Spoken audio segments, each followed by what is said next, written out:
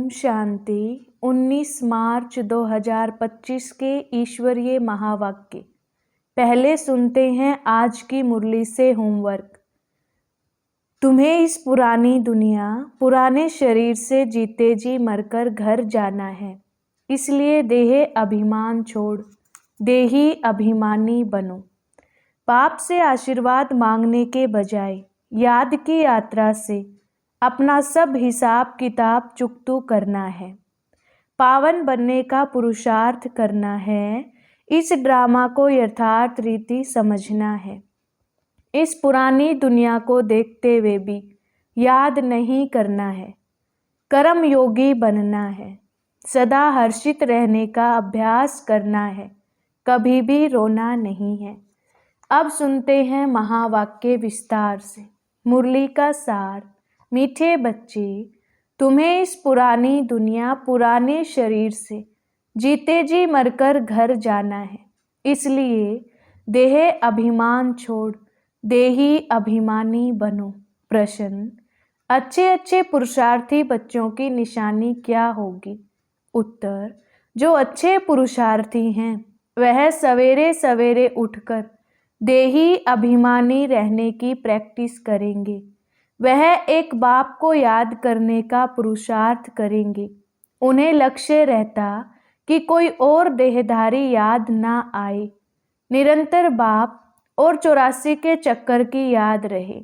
यह भी अहो सौभाग्य कहेंगे। ओम शांति। अभी तुम बच्चे जीते जी मरे हुए हो। कैसे मरे हो? देह अभिमान को छोड़ बाकी रही आत्मा। शरीर तो खत्म हो जाता है, आत्मा मरती नहीं। बाप कहते हैं जीते जी अपने को आत्मा समझो और परमपिता परमात्मा के साथ योग लगाने से आत्मा पवित्र हो जाएगी। जब तक आत्मा बिल्कुल पवित्र नहीं बनी है तब तक शरीर पवित्र मिल ना सके।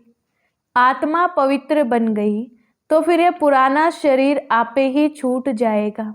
जैसे सरप की खल ऑटोमेटिकली छूट जाती है, उनसे ममत्व मिट जाता है। वह जानता है हमको नई खाल मिलती है, पुरानी उतर जाएगी। हर एक को अपनी अपनी बुद्धि तो होती है ना। अभी तुम बच्चे समझते हो हम जीते जी इस पुरानी दुनिया से, पुराने शरीर से मर चुके हैं। फिर तुम आत्माएं भी शरीर छोड़ कहाँ जाएंगी? अपने घर। पहले पहले तो यह पक्का याद करना है, हम आत्मा हैं, शरीर नहीं। आत्मा कहती है बाबा हम आपके हो चुके, जीते जी मर चुके हैं। अब आत्मा को फरमान मिला हुआ है कि मुझ बाप को याद करो तो तुम तमो प्रधान से सतो प्रधान बन जाएंगे। यह याद का अभ्यास पक्का चाहिए। आत्मा कहती है बाबा आप आए हैं तो हम आपके ही बनेंगे। आत्मा मेल है ना कि फीमेल। हमेशा कहते हैं हम भाई भाई हैं, ऐसे थोड़ी कहते हैं हम सब सिस्टर्स हैं। सब बच्चे हैं, सब बच्चों को वर्षा मिलना है। अगर अपने को बच्ची कहेंगे तो वर्षा कैसे मिलेगा? आत्माएं सब भाई भाई हैं। बाप सबको कहते हैं रूहानी बच्चों मुझे याद करो। आत्मा कितनी छोटी है, यह बहुत महीन समझने की बातें हैं। बच्चों को याद ठहरती नहीं है। सन्यासी लोग दृष्टांत देते हैं मैं भैंस हूँ, ऐसा कहने से फिर भैंस बन जाते हैं। अब वास्तव में भैंस कोई बनते थोड़े ही हैं। बाप तो कहते हैं अपने को आत्मा समझो। यह आत्मा और परमात्मा का ज्ञान तो कोई को है नहीं, इसलिए ऐसी ऐसी बातें कह देते हैं। अब तुमको देही अभिमानी बनना है। हम आत्मा हैं। यह पुराना शरीर छोड़ हमको जाए नया लेना है। मनुष्य मुख से कहते भी हैं कि आत्मा स्टार है, भ्रिकुटी के बीच में रहती है। फिर कह देते हैं अंगूठे मिसल है। अब सितारा कहाँ, अंगूठा कहाँ, और फिर मिट्टी के शालिग्राम बैठ बनाते हैं। इतनी बड़ी आत्मा तो हो नहीं सकती। मनुष्य देह अभिमानी है ना, तो बनाते भी मोटे रूप में है। यह तो बड़ी सूक्ष्म महीनता की बातें हैं। भक्ति भी मनुष्य एकांत में कोठी में बैठ करते हैं। तुमको तो गृहस्थ व्यवहार में, धंधे आदि में रहते हुए बुद्धि में ये पक्का करना है, हम आत्मा हैं। बाप कहते हैं मैं तुम्हारा बाप भी इतनी छोटी बिंदु हूँ। ऐसे नहीं कि मैं बड़ा हूँ, मेरे में सारा ज्ञान है। आत्मा और परमात्मा दोनों एक जैसे ही हैं, सिर्फ उनको सुप्रीम कहा जाता है। यह ड्रामा में नूंद है। बाप कहते हैं मैं तो अमर हूँ, मैं अमर ना होता तो तुमको पावन कैसे बनाऊं, तुमको स्वीट चिल्ड्रन कैसे कहूं। आत्मा ही सब कुछ करती है। बाप आकर देही अभिमानी बनाते हैं, इसमें ही मेहनत है। बाप कहते हैं मुझे याद करो और कोई को याद ना करो। योगी तो दुनिया में बहुत है। कन्या की सगाई होती है तो फिर पति के साथ योग लग जाता है ना, पहले थोड़ी ही था। पति को देखा फिर उनकी याद में रहती है। अब बाप कहते हैं माँ में कम याद करो। यह बहुत अच्छी प्रैक्टिस चाहिए। जो अच्छे अच्छे पुरुषार्थी बच्चे हैं वह सवेरे सवेरे उठकर देही अभिमानी रहने की प्रैक्टिस करेंगे। भक्ति भी सवेरे करते हैं ना, अपने अपने इष्ट देव को याद करते हैं। हनुमान की भी कितनी पूजा करते हैं, लेकिन जानते कुछ भी नहीं। बाप आकर समझाते हैं तुम्हारी बुद्धि बंदर मिसल हो गई है, अब फिर तुम देवता बनते हो। अब यह पतित तमो प्रधान दुनिया, अभी तुम आए हो बेहद के बाप के पास। मैं तो पुनर्जन्म रहित हूँ। यह शरीर इस दादा का है, मेरा कोई शरीर का नाम नहीं। मेरा नाम ही है कल्याणकारी शिव। तुम बच्चे जानते हो शिव बाबा कल्याणकारी आकर नरक को स्वर्ग बनाते हैं। कितना कल्याण करते हैं, नरक का एकदम विनाश करा देते हैं। प्रजापिता ब्रह्मा द्वारा अभी स्थापना हो रही है। यह है प्रजापिता ब्रह्मा मुख वंशावली। चलते फिरते एक दो को सावधान करना है, मन मना भव। बाप कहते हैं मुझे याद करो तो विकर्म विनाश होंगे। पतित पावन तो बाप है ना, उन्होंने भूल से भगवानुवाच के बदले श्री कृष्ण भगवानुवाच नाम लिख दिया है। भगवान तो निराकार है, उनको परमपिता परमात्मा कहा जाता है। उनका नाम है शिव। शिव की पूजा भी बहुत होती है, शिव काशी कहते रहते हैं। भक्ति मार्ग में अनेक प्रकार के नाम रख दिए हैं, कमाई के लिए अनेक मंदिर बनाए हैं। असली नाम है शिव। फिर सोमनाथ रखा है, सोमनाथ सोमरस पिलाते हैं, ज्ञान धन देते हैं। फिर जब पुजारी बनते हैं तो कितना खर्चा करते हैं उनके मंदिर बनाने पर, क्योंकि सोमरस दिया है ना। सोमनाथ के साथ सोमनाथनी भी होगी। यथा राजा रानी तथा प्रजा सब सोमनाथ सोमनाथनी है। तुम सोनी दुनिया में जाते हो, वहाँ सोने की ईंटें होती हैं, नहीं तो दीवारें आदि कैसे बने, बहुत सोना होता है, इसलिए उसको सोने की दुनिया कहा जाता है। यह है लोहे पत्थरों की दुनिया। स्वर्ग का नाम सुनकर ही मुख पानी हो जाता है। विष्णु के दो रूप लक्ष्मी नारायण अलग अलग बनेंगे ना, तुम विष्णुपुरी के मालिक बनते हो। अभी तुम हो रावणपुरी में। तो अब बाप कहते हैं सिर्फ अपने को आत्मा समझ मुझ बाप को याद करो। बाप भी परम धाम में रहते हैं, तुम आत्माएं भी परम धाम में रहती हो। बाप कहते हैं तुमको कोई तकलीफ नहीं देता, बहुत सहज है। बाकी ये रावण दुश्मन तुम्हारे सामने खड़ा है, यह विघन डालते हैं। ज्ञान में विघन नहीं पड़ते, विघन पड़ते हैं याद में। घड़ी घड़ी माया याद भुला देती है, देह अभिमान में ले आती है, बाप को याद करने नहीं देती। यह युद्ध चलती है। बाप कहते हैं तुम कर्म योगी तो हो ही, अच्छा दिन में याद नहीं कर सकते हो तो रात को याद करो। रात का अभ्यास दिन में काम आएगा। निरंतर स्मृति रहे। जो बाप हमको विश्व का मालिक बनाते हैं हम उसे याद करते हैं। बाप की याद और 84 जन्मों के चक्कर की याद रहे तो अहो सौभाग्य। औरों को भी सुनाना है बहनों और भाइयों, अब कलयुग पूरा हो सतयुग आता है। बाप आए हैं सतयुग के लिए, राजयोग सिखला रहे हैं। कलयुग के बाद सतयुग आना है। एक बाप के सिवाय और कोई को याद नहीं करना है। वानप्रस्थी जो होते हैं वह सन्यासियों का जाय संग करते हैं। वानप्रस्थ वहाँ वाणी का काम नहीं, आत्मा शांत रहती है, लीन तो हो नहीं सकती। ड्रामा से कोई भी एक्टर निकल नहीं सकता। यह भी बाप ने समझाया है, एक बाप के सिवाय और कोई को याद नहीं करना है। देखते हुए भी याद ना करो, यह पुरानी दुनिया तो विनाश हो जानी है। कब्रिस्तान है ना, मुर्दों को कभी याद किया जाता है क्या?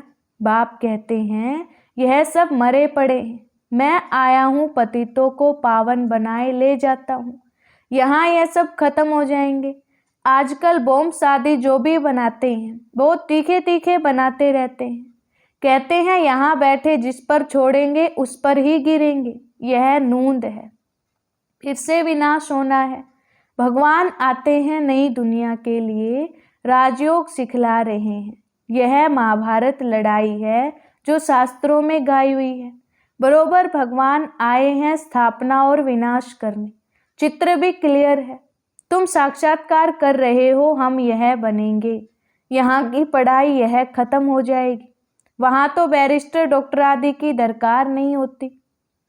तुम तो यहाँ का वर्षा ले जाते हो, हुनर भी सब यहाँ से ले जाएंगे। मकान आदि बनाने वाले फर्स्ट क्लास होंगे तो वहाँ भी बनाएंगे। बाजार आदि भी होगी ना, काम तो चलेगा। यहाँ से सीखा हुआ अकल ले जाते हैं। साइंस से भी अच्छे हुनर सीखते हैं, वह सब वहाँ काम आएंगे, प्रजा में जाएंगे। तुम बच्चों को तो प्रजा में नहीं आना है, तुम आए हो मम्मा पापा के तख्त नशीन बनने। बाप जो श्रीमत देते हैं उस पर चलना है। फर्स्ट क्लास श्रीमत तो एक ही देते हैं कि मुझे याद करो। कोई का भाग्य अनायास भी खुल जाता है, कोई कारण निमित्त बन पड़ता है। कुमारियों को बाबा कहते हैं शादी तो बर्बादी हो जाएगी, इस गटर में मत गिरो।